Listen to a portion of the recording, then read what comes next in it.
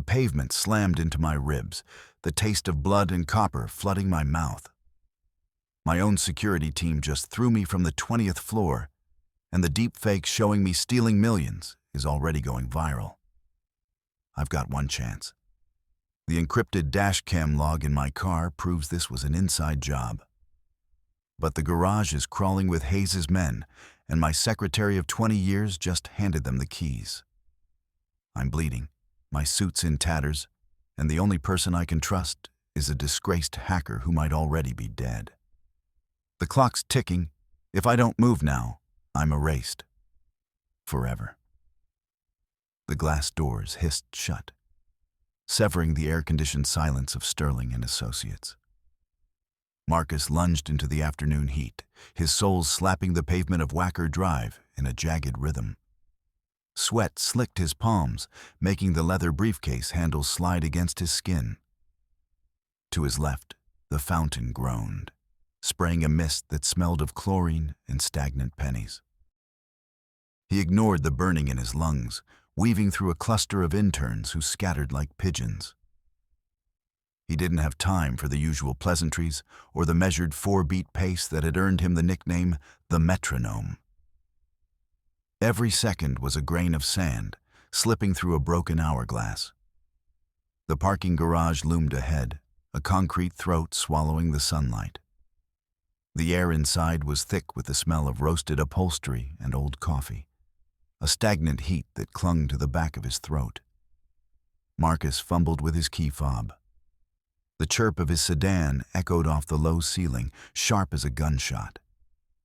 He wrenched the door open, his fingers clawing at the glove compartment latch. It resisted, jamming against a stack of discarded napkins. He yanked harder. The plastic gave way with a sharp crack, spilling the contents onto the floor mat. There, nestled beneath a tattered road map, lay the encrypted drive. The brushed aluminum casing bit cold into his palm. A vibration rattled his thigh. Marcus pulled the phone from his pocket. The screen glowed with a notification from the IT director. Access revoked. The digital gates had slammed shut. A heavy thud vibrated through the floorboards, the sound of the stairwell door swinging open. Footsteps, methodical and heavy, crunched across the gravel. Marcus shoved the drive into his sock, his heart hammering a frantic tattoo against his ribs. He sat motionless, gripping the steering wheel until his knuckles turned the color of bone, watching the shadow of a security guard stretch across his windshield. He had the hardware, but he was already a ghost in his own kingdom. The shadow lingered, a dark stain on the concrete. Marcus held his breath, the scent of his own nervous sweat filling the small cabin of the car. He counted the seconds, his mind automatically calculating the probability of discovery. The guard moved on, the rhythmic jingle of keys fading into the depths of the garage. Marcus didn't wait. He cranked the engine, the roar of the V8 startling a pair of sparrows nesting in the rafters. He backed out with a screech of tires that sounded like a scream, the smell of burnt rubber filling the air. He had to get to Sarah. She was the only one who could look past the pixels and see the lie. The transition from the garage to the lower levels of Wacker Drive was a descent into a mechanical underworld. The multi-level geometry of the road created a disorienting labyrinth where light and shadow collided at high speeds. Marcus steered his sedan through the gloom, the high-pitched wail of other engines echoing off the low ceilings, vibrating in his teeth. He reached the designated meeting point, a row of shadowed pillars near the freight elevators. Sarah Johnson was already there, her jaggedly cut neon blue hair a shock of color against the gray concrete. She looked like she hadn't slept in a week, her eyes bloodshot from staring at screens. "You're late, Suit," she snapped, not looking up from her laptop. The machine hummed, a tiny fan whirring desperately to cool the internal parts. 3 minutes and 12 seconds behind the projection. "The variables changed," Marcus said, his voice tight. He reached into his sock and pulled out the drive, the metal still holding the warmth of his skin. They revoked my credentials while I was in the elevator. Julian isn't just taking the company, he's erasing me. Sarah took the drive, her fingers moving with a frantic, twitchy energy. The whole city is talking about the video, Marcus. It's everywhere. Twitter, CNN, the jumbo screens in Times Square. You look real good in 4K, embezzling 40 million like a pro. Before Marcus could respond, a sharp clack, clack, clack echoed through the garage. It wasn't the jingle of a guard's keys. It was the sound of heavy boots. Marcus turned, his eyes scanning the darkness between the pillars. Out of the gloom emerged Robert Hayes, Julian's lead enforcer. He was built like a brick wall, his arms crossed tightly over his chest. Behind him, 3 other men in tactical gear fanned out, cutting off the exits. "Mr. Sterling," Hayes said, his voice a low rumble. He began to count the ceiling tiles, his chin bobbing slightly. 22, 24, 26. You have something that doesn't belong to you. Everything in this car belongs to me, Robert, Marcus said, stepping in front of Sarah. He felt the cold weight of his briefcase. It was heavy, filled with legal binders and a solid brass laptop stand. Julian says otherwise, Hayes replied. He stopped counting and stepped into the light. The scar through his eyebrow twitched. Give us the drive. Maybe we don't have to break anything that won't heal. The violence was sudden and clinical. Hayes lunged, his fist a blur of motion.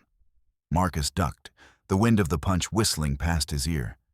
He swung the briefcase with everything he had.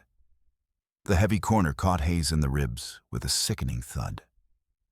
The big man grunted, but didn't go down. One of the other goons grabbed Marcus from behind, the smell of stale cigarettes and cheap cologne filling his nostrils. Marcus drove his heel into the man's instep and threw his head back, feeling the crunch of a nose breaking against his skull. Get in the car! Marcus screamed at Sarah. She didn't need telling twice.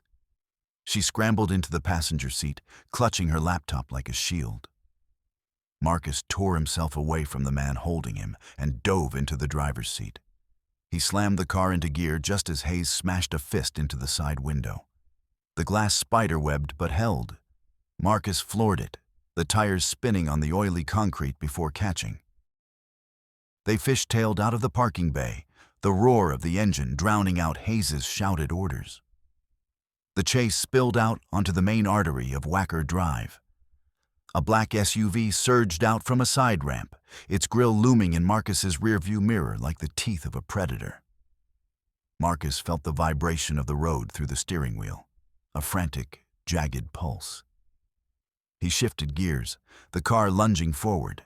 He wove through the afternoon traffic, forcing a delivery truck to swerve. The SUV stayed glued to his bumper, a dark shadow that refused to be shaken. They're gaining, Sarah yelled, her hands flying over her keyboard. I'm trying to find a gap in the traffic lights, but the city's grid is fighting me. Hold on. Marcus grunted. He saw his opening, a narrow alleyway used for trash collection, barely wide enough for a sedan. He didn't slow down. He yanked the handbrake, the car sliding sideways in a cloud of blue smoke. The nose of the car pointed into the alley, and he punched the gas. The side mirrors clipped the brick walls with a series of sharp cracks, showering the windshield with sparks. The SUV tried to follow, but it was too wide. Marcus heard the screech of metal on stone, a prolonged, agonizing sound of a vehicle being shredded.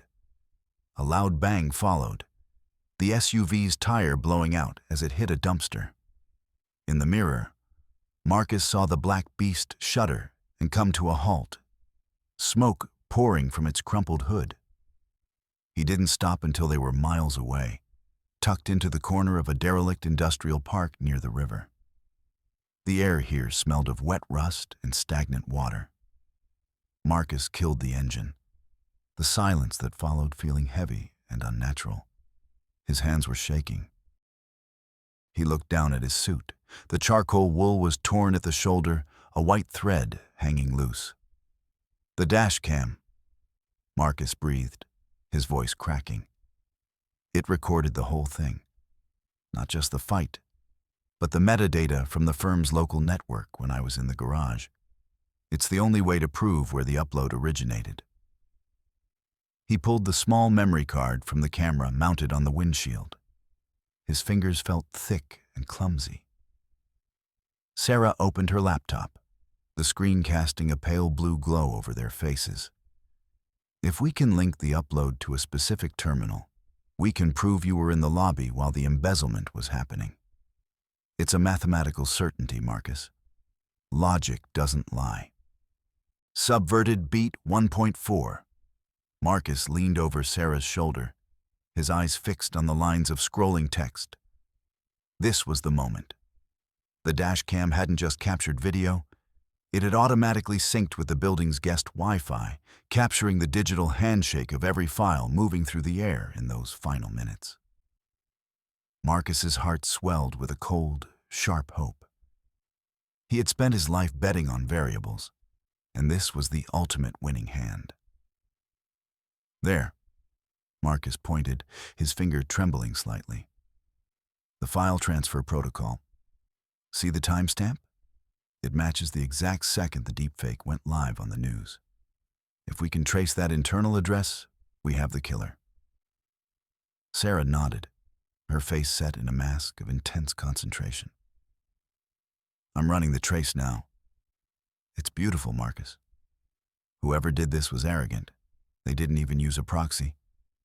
They sent it straight from a primary executive terminal. In 30 seconds, we'll have a name. You're going to be clear. We'll take this to the feds, and Julian will be in a cell by midnight. Marcus let out a long, shuddering breath. He felt a wave of relief so powerful it made his knees weak. He thought of his office, his reputation, his life. It was all coming back. He could almost smell the expensive sandalwood of his home. I knew the numbers would hold, he whispered. Logic is the only thing that doesn't betray you. The progress bar on the screen hit 100%. A window popped up, displaying the terminal ID and the user credentials associated with the upload. Sarah's typing slowed. She frowned, leaning closer to the screen. That's not right, she murmured. What is it? Marcus asked, his pulse beginning to throb in his temples. Is it Julian? Did he use his own desk?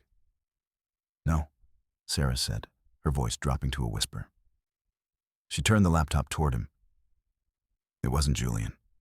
The upload was pre-scheduled 3 days ago. It came from Terminal 402, the administrative assistant's desk. Marcus stared at the screen. The name at the bottom of the log was unmistakable. Linda Williams. The world seemed to tilt. The smell of wet rust in the air suddenly turned foul, like something rotting. Linda. She had been with him since he was a junior analyst. She knew his coffee order, his shirt rotation, the date of his father's death. She was the one who remembered his anniversary when he forgot. She was the office mother who baked cookies for the interns. There must be a mistake, Marcus said, but the words felt hollow. Someone spoofed her ID. Julian must have stolen her password. Marcus, look at the keystroke logs, Sarah said, her voice full of a pity that felt like a knife. These weren't stolen credentials. It's a biometric match. The thumbprint scanner on the keyboard verified her. And look at the timing. She sat there for 20 minutes, meticulously tagging the metadata to make sure it looked like it came from your private server. She didn't just help, she built the trap. The betrayal hit Marcus like a physical blow to the stomach. He reached out to the car's roof to steady himself, but his hand slipped on the cold metal.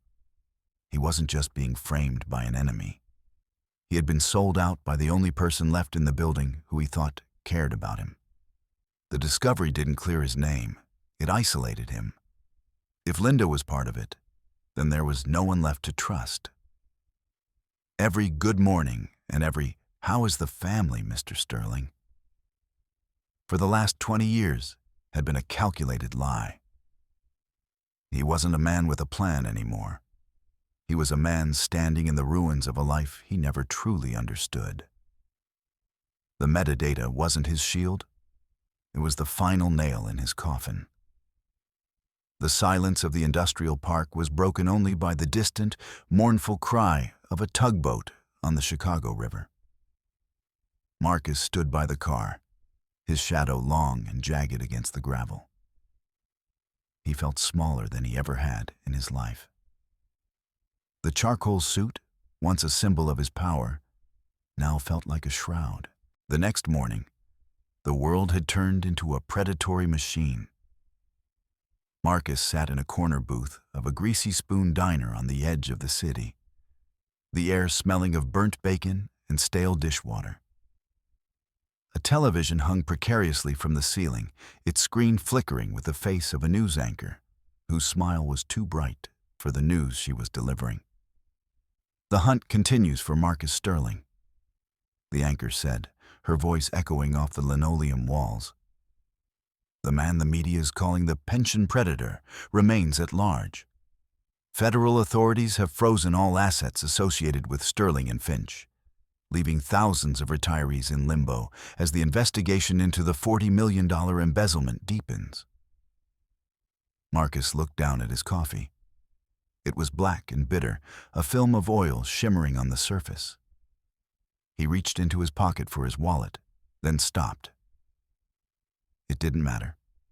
The plastic inside was useless now. A federal freeze meant he couldn't even buy a sandwich without triggering an alert. He was a billionaire who couldn't afford a $5 breakfast. The door of the diner creaked open, letting in a gust of cold, damp air.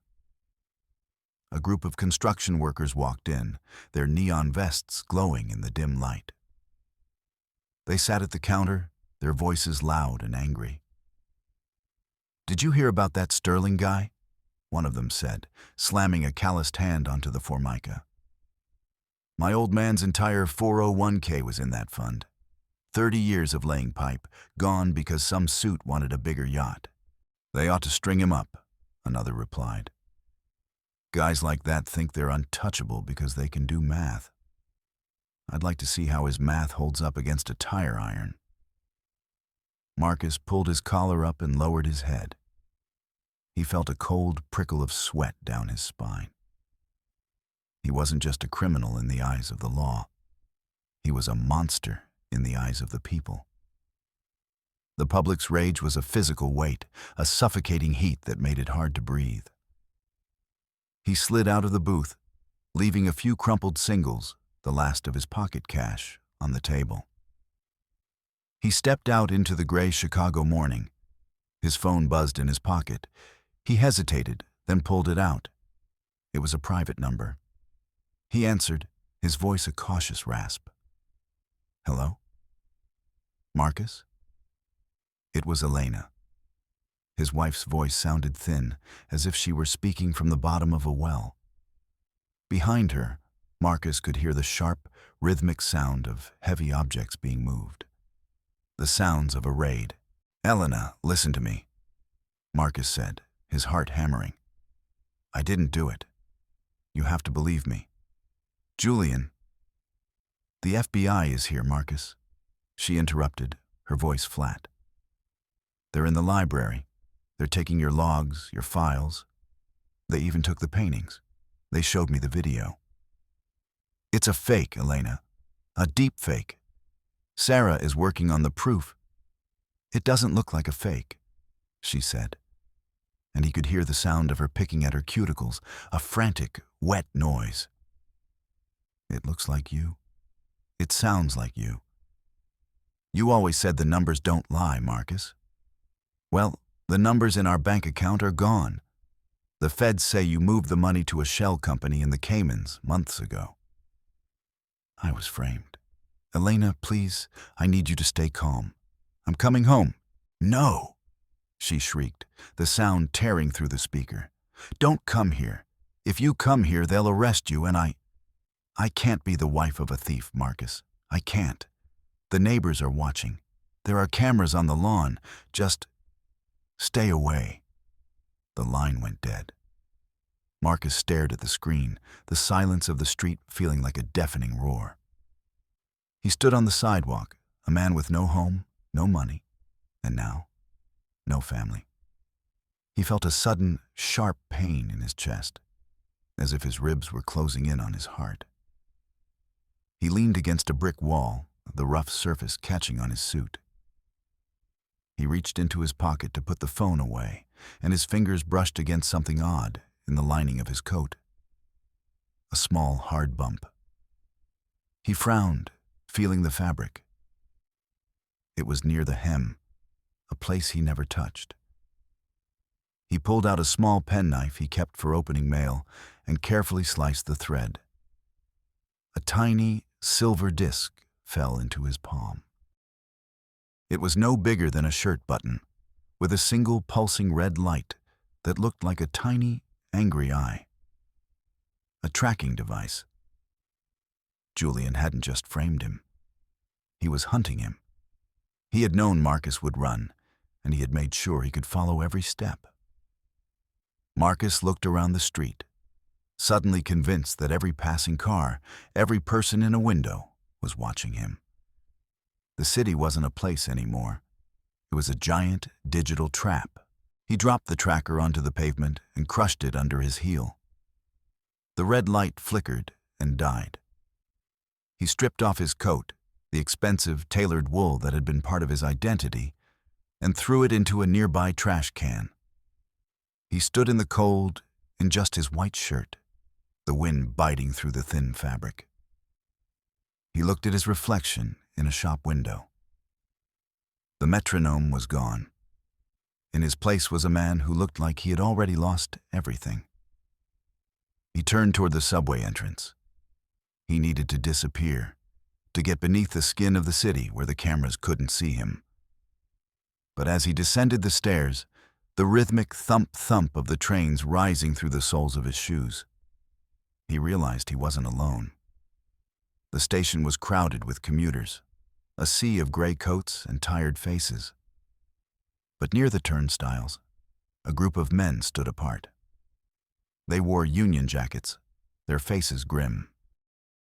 One of them, a man with calloused hands and a faded cap, was holding a newspaper with Marcus's face on the front page.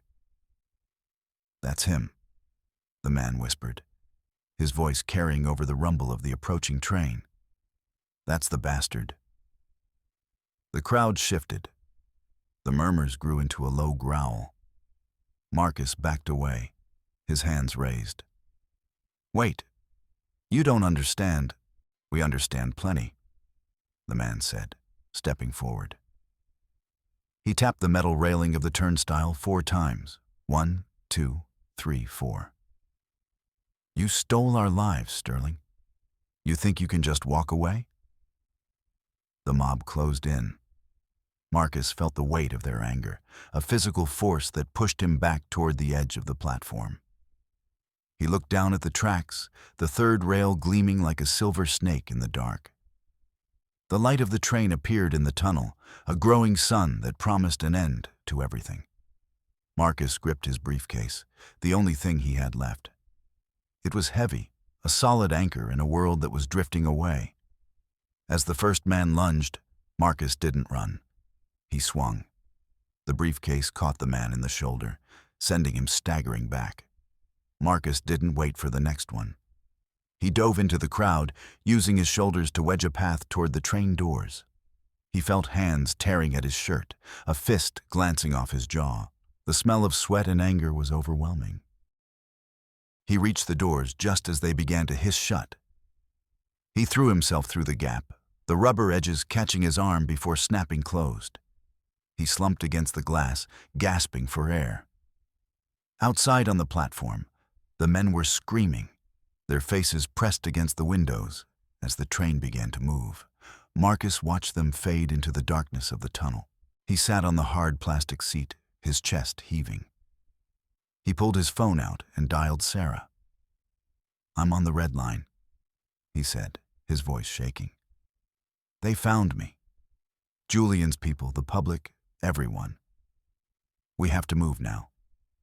If we don't get into the server room tonight, there won't be anything left to save." "I'm ready." Sarah's voice came through the line, crisp and cold. "I've bypassed the external firewall, but the internal physical locks are on a separate loop. You'll have to be my hands, Marcus. Are you ready to break some rules?" "The rules are gone, Sarah," Marcus said, looking at his reflection in the dark tunnel window. He adjusted his tie, his fingers moving with a ghostly, mechanical precision. "There's only the math now. And the math says we have exactly 3 hours before Julian wipes the world clean." The train screeched around a curve, the sound of metal on metal echoing through the car like a dying animal. Marcus closed his eyes. The rhythm of the tracks. Thump, thump, thump, thump. The only thing keeping him from falling apart. The storm broke over Chicago with a violence that matched the chaos in Marcus's life. Thunder rolled across the lake, a deep, guttural sound that shook the windows of the Sterling and Finch skyscraper. Marcus stood in the shadows of a maintenance alley, the rain soaking through his shirt, turning the white fabric translucent. The air smelled of ozone and wet metallic dust, a sharp, electric scent that made his skin crawl. "I'm at the service entrance," Marcus whispered into his headset. "Copy that." Sarah's voice crackled. "I'm looping the security feed for the next 60 seconds. You have to move now. Go through the laundry chute. It leads directly to the sub-basement cooling pipes." Marcus didn't hesitate. He squeezed through the narrow metal hatch, the smell of bleach and hot steam hitting him like a wall. He slid down the smooth steel, his heart in his throat, until he landed in a pile of damp towels. He scrambled out, navigating the maze of humming HVAC pipes. The building felt like a living thing. The roar of the industrial fans, a predatory white noise that masked his footsteps. He reached the executive elevators. He didn't have a key, but he didn't need one. He pulled a small device Sarah had given him, a skeleton key that looked like a modified calculator, and pressed it against the sensor. A spark erupted, the smell of scorched plastic filling the small space, and the lights in the elevator flickered. The doors hummed open. The ride to the 44th floor felt like an eternity. Marcus watched the numbers climb, his reflection in the polished chrome doors looking like a stranger. When the doors opened, the server room was a cavern of blue LED light and freezing air. The roar of the cooling fans was deafening, a constant, high-pitched scream that made it impossible to hear his own breathing. He moved toward the central terminal, his boots clicking on the raised floor panels. But as he reached the main rack, a shadow detached itself from the darkness. Robert Hayes stood there, his arms crossed. He didn't look surprised. He looked bored. 42, 44, 46. Hayes whispered, his eyes scanning the ceiling. "You're late, Marcus. Julian said you'd be here 20 minutes ago." "Julian is a liar, Robert," Marcus said, his voice steady despite the adrenaline coursing through his veins. "And you're a man who likes to count things. Count this." Marcus lunged. He didn't try to outpunch the enforcer. He knew he'd lose. Instead, he grabbed a heavy fire extinguisher from the wall and swung it in a wide arc. Hayes blocked it with his forearm, the metal clanging against his bone with a sound like a hammer hitting an anvil. The big man didn't flinch. He grabbed Marcus by the throat and slammed him against a server rack. The cold metal bit into Marcus's back. He felt the air leaving his lungs, the world beginning to gray at the edges. He reached out blindly, his fingers catching on a thick bundle of cables. He pulled with everything he had. A cascade of wires tore loose. Sparks showered the room, the smell of ozone intensifying. The server rack shrieked as the power surged, and for a second, the blue lights turned a blinding, angry red. The shock threw both men back. Marcus scrambled to his feet, his chest burning. He saw Hayes struggling to rise, the big man's movements sluggish. Marcus didn't wait. He dove for the central terminal. "Sarah, I'm in. Start the download." "Initializing," she shouted over the comms. "I see the metadata. It's all there. The original frame rates, the lighting maps. It's the smoking gun, Marcus. 5%, 10%. Marcus watched the progress bar, his breath hitching. This was it. The truth was finally coming home. He looked over at Hayes, who was slumped against a cooling unit, his eyes unfocused. "Almost there," Marcus whispered. "Just a few more seconds." Subverted beat 3.5. The progress bar hit 90%. Marcus felt a surge of triumph, so pure it was almost dizzying. He had done it. He had beaten the machine. He reached out to touch the screen, his fingers inches from the finish line. Suddenly, the screen flickered. The blue text vanished, replaced by a single pulsing red word: "Purge." "Sarah, what's happening?" I don't know." Her voice was panicked, breaking up through the static. "Something just overrode my access." "It's a physical wipe, Marcus. Someone is degaussing the drives from inside the building." Marcus looked at the terminal. A low hum began to vibrate through the floor, a sound so deep it made his teeth ache. It was the sound of a massive magnetic field being activated. On the monitors, the data didn't just delete, it dissolved, the characters turning into meaningless gibberish before vanishing into blackness. "No!" Marcus screamed, slamming his fist against the console. "Stop it! Sarah, stop it!" "I can't. It's a hardware-level command. Marcus, get out of there. The system is—" The heavy steel doors of the server room hissed open. But it wasn't Sarah. A flood of blinding white light poured into the room. Marcus shielded his eyes, his heart sinking into his shoes. Through the glare, he saw the silhouettes of a dozen men. The rhythmic clack, clack, clack of dress shoes on the floor was unmistakable. "Hands in the air. FBI." Marcus stood frozen. He looked down at the terminal. The screen was black. The evidence was gone. He looked at his hands, which were covered in soot and grease from the torn cables. To anyone walking in, he didn't look like a man trying to save the truth. He looked like a man caught in the act of destroying it. Special Agent Michael Davis stepped into the light, his weathered face set in a grim mask. He began to hum a low, somber funeral dirge. "Mr. Sterling," Davis said, his voice a gravelly question. "Did you really think you could just burn the evidence and walk away? We've been watching you since you entered the basement." "I wasn't destroying it," Marcus shouted, his voice cracking. "I was trying to download it. Julian, he's the one who triggered the wipe." Davis didn't look at the screen. He looked at the torn cables, the fire extinguisher on the floor, and the unconscious enforcer. "It looks like a mess to me, Marcus. A messy, guilty mess." Two agents grabbed Marcus, wrenching his arms behind his back. The cold steel of the handcuffs bit into his wrists, a final, definitive weight. As they dragged him toward the door, Marcus saw a figure standing in the shadows of the hallway.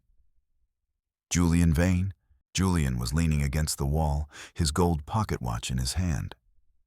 He looked at the watch, and then at Marcus. He didn't smile. He just nodded, a slow, melodic movement. The old man always said, Julian whispered as Marcus was paraded past, that if you can't win the game, you should just knock over the board. The walk through the lobby was a gauntlet of shame. The flashbulbs of 100 cameras exploded in Marcus's face, the light searing his retinas. He heard the jeers of the crowd outside, a wall of noise that felt like a physical blow.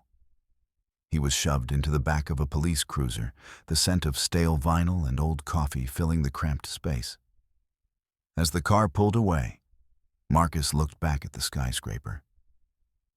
It stood tall and silent against the storm, a white marble tomb for the man he used to be. He had no evidence, no money, and as the cruiser turned the corner, he realized he had no way out. The Daily Center courthouse was a monolith of Core 10 steel, a rusted giant that seemed to grow out of the gray Chicago pavement. Inside, the air was thick with the smell of floor wax and old paper. Marcus sat at the defense table, his hands folded in front of him. He had spent the last 48 hours in a cell, and the lack of sleep had turned the world into a series of sharp, jagged edges. The courtroom was packed. In the front row, Julian Vane sat with his lawyers, his charcoal suit perfect, his cufflinks gleaming. He looked like the picture of grieving corporate leadership. Judge Jennifer Clark presided over the bench, her silver hair pulled back so tight it looked painful. She reached for a bottle of hand sanitizer, the rhythmic squish-rub-rub the only sound in the silent room. "Mr. Sterling," she said, her voice like gravel. "The evidence against you is overwhelming. The video, the testimony of your secretary, and now the physical destruction of the firm's servers while you were present. Do you have anything to say before we proceed to the liquidation order?" Marcus stood up. He felt the weight of 1,000 eyes on his back. He didn't look at the judge. He looked at Julian.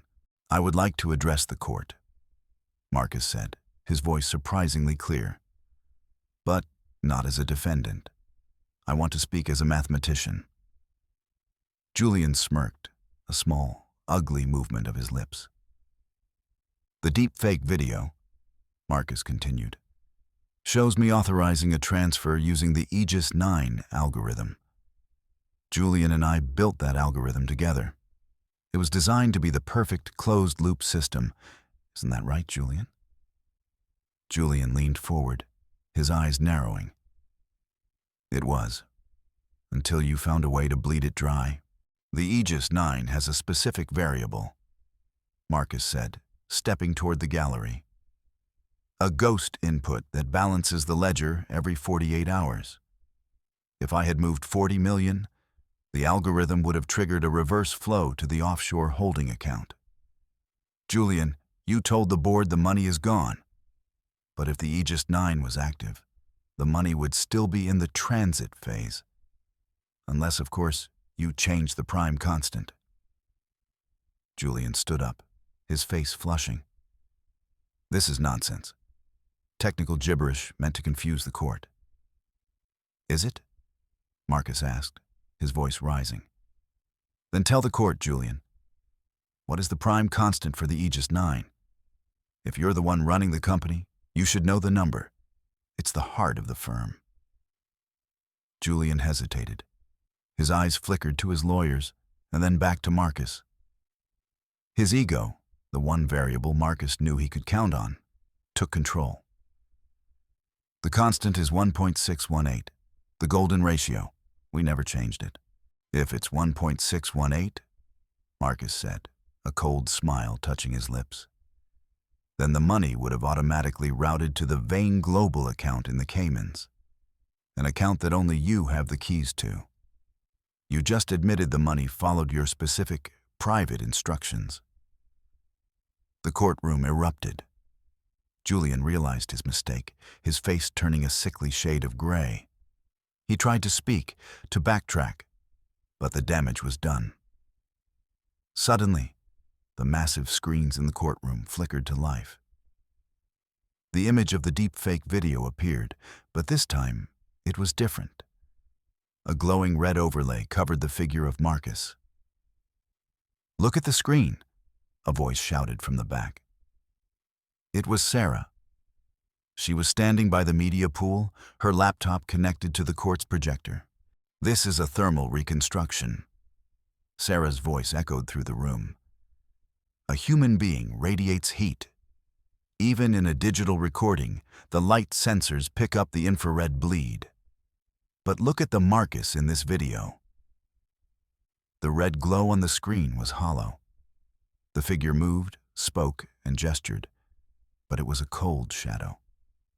There was no heat signature. It's a ghost, Marcus whispered into the silence. A digital construct with no soul. Julian lunged for the door, but the federal marshals were already there. They tackled him to the ground, the sound of the struggle echoing off the high marble walls.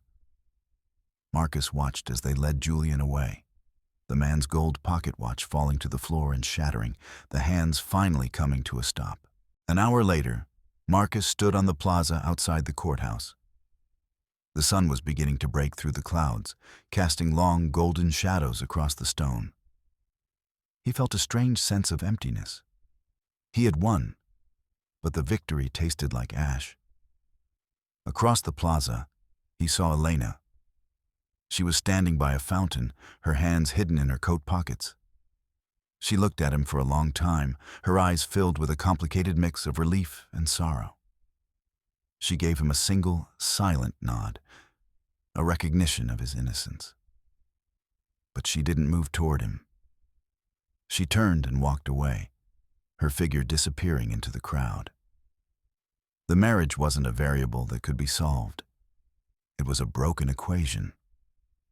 6 months later, Marcus sat on the porch of a small, white-shingled house in an Illinois suburb. The air smelled of freshly cut grass and wood smoke. He wasn't wearing a suit. He was wearing a simple cotton shirt and jeans. He looked at his reflection in the window. The lines on his face were deeper, his hair a bit thinner at the temples, but his eyes were clear. He spent his days now helping people like the union workers he had met in the subway. People whose lives had been upended by digital fraud and corporate greed. He didn't have $40 million. He had a small desk, a reliable laptop, and the truth. He looked at his watch. It was exactly 5 p.m. He didn't feel the need to check his shirt rotation or audit the furniture. He just sat there, watching the sun set over the quiet street. The metronome had stopped ticking, and for the first time in his life, Marcus Sterling was perfectly in tune with the world. He reached out and tapped the wooden railing of the porch. Not 4 times, just once. A single, solid beat. The math of his life had finally added up to something real. The end.